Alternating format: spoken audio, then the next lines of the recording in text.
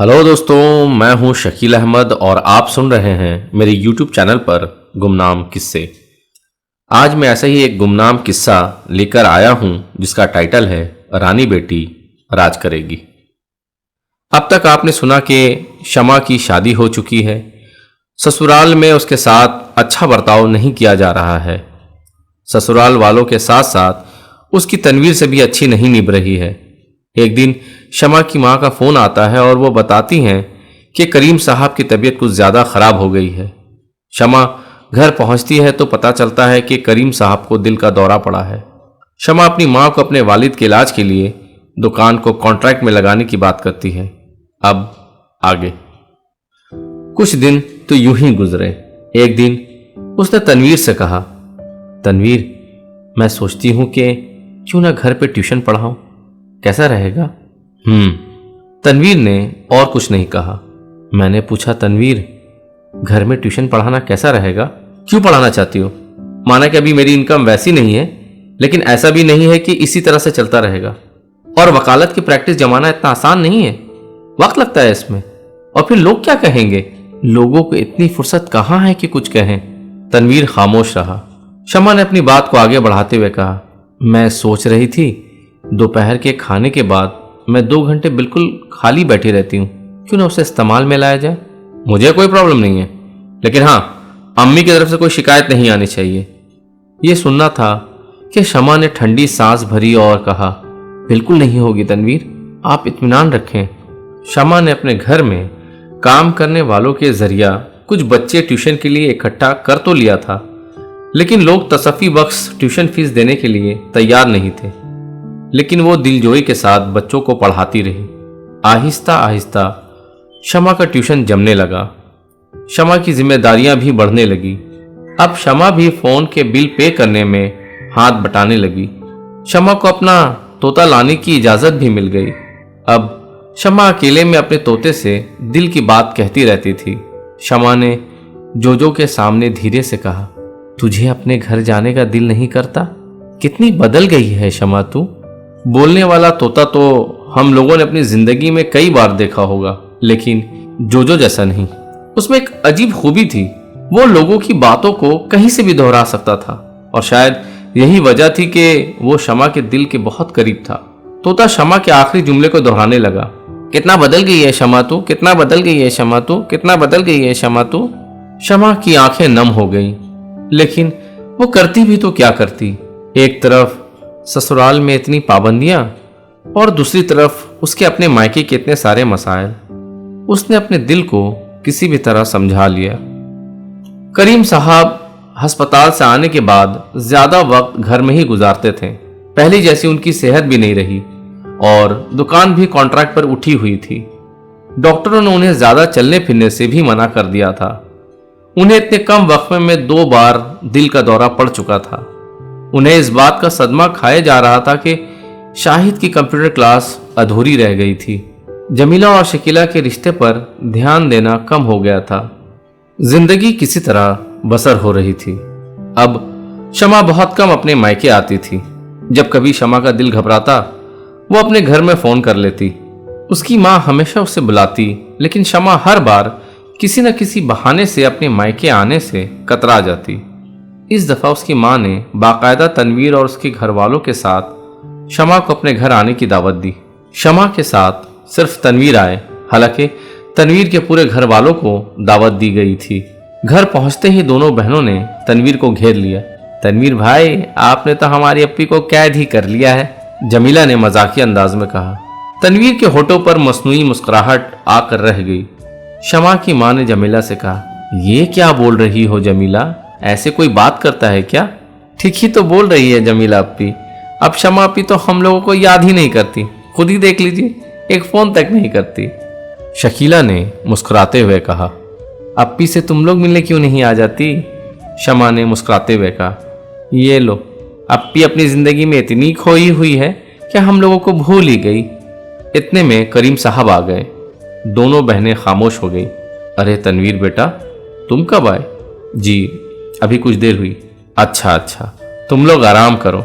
कमाल जिद कर रहा था कि उसे भी कंप्यूटर सीखना है। तुम्हारा क्या मशवरा है तनवीर? अच्छा है। यही 2 लफ्ज में उसने पूरा जुमला खत्म कर दिया।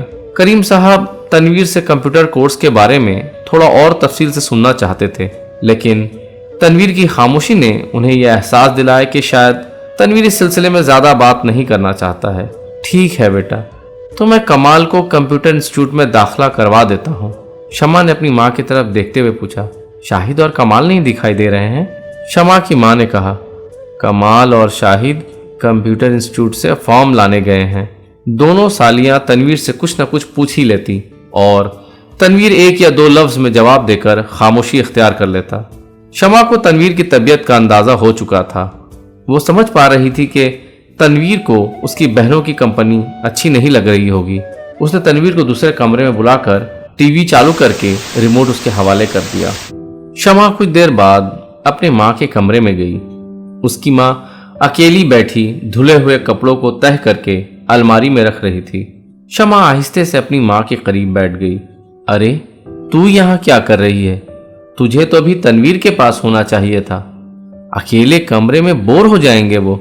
ऐसा कुछ नहीं है अम्मी, उन्हें अकेला रहना ज़्यादा पसंद है। हाँ बेटा, लेकिन अभी वो अपने ससुराल में आए हुए हैं और हम लोग भी उन्हें अकेला छोड़ देंगे तो उससे बुरा नहीं लगेगा? नहीं, वो हम जैसे नहीं हैं। शमा ने धीरे से कहा। क्या मतलब है इसका, हम जैसे नहीं हैं? शमा की माँ ने उसकी तरफ देखते हुए कहा। कुछ नहीं, बस ऐसे ही। शमा तुम खुश तो होना बेटी, क्या फायदा अभी सवाल का? शमा ने यह कहते हुए अपना सर झुका लिया। शमा की माँ ने घबराते हुए पूछा। शमा मेरी तरफ देखो, मुझे बताओ क्या हुआ? शमा खामोश रही। उसकी माँ ने फिर से कहा। शमा बताओ मुझे। अम्मी, उन लोगों के घर का माहौल हम लोगों से बिल्कुल जुदा है। ये तो हो ही सकता है बेटा, मगर इसमें इतना परेशान होने वाली कौन सी बात है? अब तुम्हें दोनों घरों की इज्जत और मर्यादे को संभालते रहना है। शुरू शुरू में हर लड़की को ऐसा ही लगता है, लेकिन आहिस्ता आहिस्ता वो अपने ससुराल के माहौल में रच बस जाती है। तुम भी थोड़ा इंतजार करो, सब ठीक हो जाएगा। कुछ ठीक नहीं होगा अम्मी, ऐसा ही चलता रहेगा। उसने धीरे से कहा। इतना नाउम्मीद मत हो बेटा, अभी कुछ ही दिन तो हुए हैं तेरी शादी के, और अभी से तू इतना परेशान हो जाएगी तो आगे का सफर तय करना मुश्किल हो जाएगा। अच्छा बता, तनवीर तेरा ख्याल तो रखते हैं ना? शमा कुछ देर खामोश रही, फिर कहा। जी। तो फिर क्यों इतना परेशान हो रही है?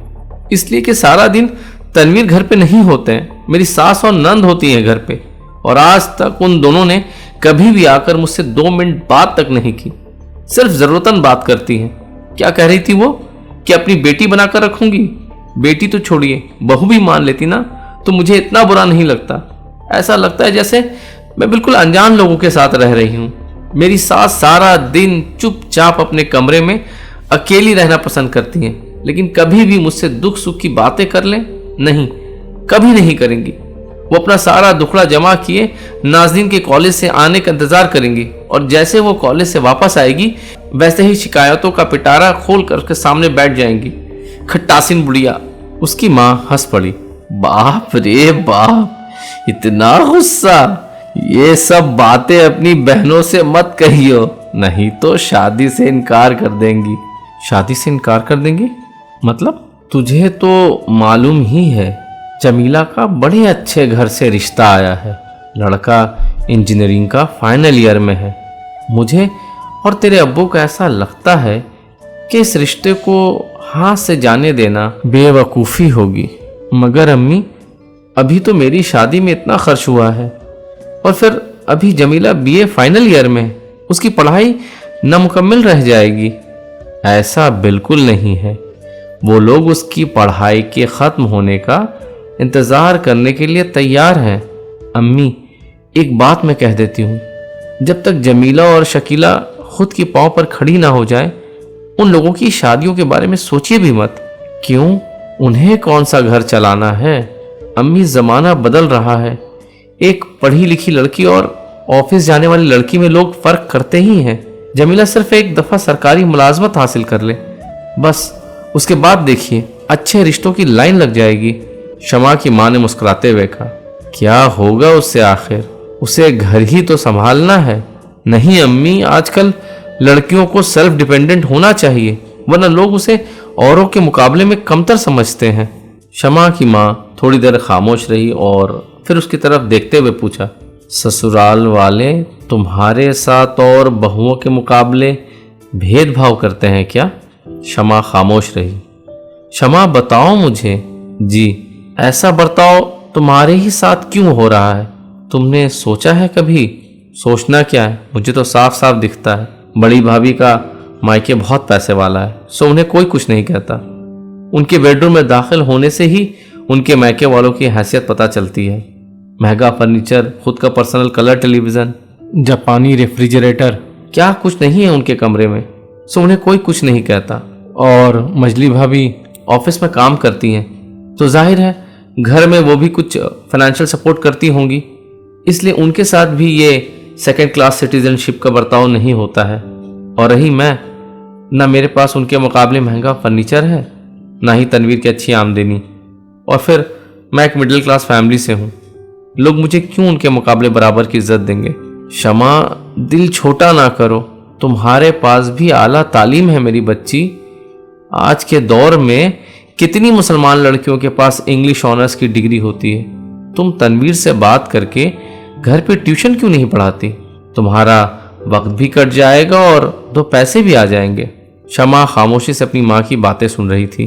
वो कैसे कहती कि ट्यूशन पढ़ाने की वजह से ही उसके पास भी 2 पैसे आ रहे हैं, तभी तो जोजो को ससुराल लाने की और वक्तन फक्तन फोन करने की इजाजत मिली है। क्या हुआ शमा, क्या सोच रही हो? कुछ नहीं अम्मी, सोच रही हूं कि मुझे घर का बड़ा बेटा होना चाहिए था, तो मैं आप लोगों को छोड़कर कभी नहीं जाती। तू मेरे बेटों से कम थोड़ी ना है। ये सुनकर शमा का दिल भर आया और वो माँ के गले लगकर रोने लगी। क्या हुआ शमा, क्यों रो रही हो? अम्मी, जब इस घर को मेरी सबसे ज्यादा जरूरत थी तभी मैं नहीं हूं। अब्बू की बीमारी, फिर इन दोनों बहनों का रिश्ता तय करना और शाहिद और कमाल की पढ़ाई, सब आप पर पड़ गया है। आपको सब अकेले करना पड़ रहा है। ऐसा भी नहीं है शमा, तुम्हारे मशवरे पे चलकर मेरी परेशानियां कुछ कम तो जरूर हुई हैं। दुकान को भाड़े में लगाकर जो सलामी के तौर पर जो पैसे मिले, उससे तुम्हारे अब्बू का इलाज करवा पाई और हर महीने के भाड़े से घर चला ही लेती हूँ। और अब तो बच्चे ट्यूशन पढ़ाकर अपना खर्च भी निकाल ले रहे हैं। शमा अपने घर की परेशानियों को समझ पा रही थी, लेकिन वो बेबस थी। तो दोस्तों, उम्मीद करता हूं कि यह कहानी आपको पसंद आई होगी। अगर आपको रानी बेटी राज करेगी का ये एपिसोड पसंद आया है तो मेरे इस चैनल को लाइक करें, कमेंट करें, शेयर करें और सब्सक्राइब करें, ताकि इस कहानी का आखिरी और छठा एपिसोड कैद खाना में जैसे ही अपलोड करूं आप तक इसकी नोटिफिकेशन पहुंच जाए। कहानी सुनने के लिए बहुत बहुत शुक्रिया।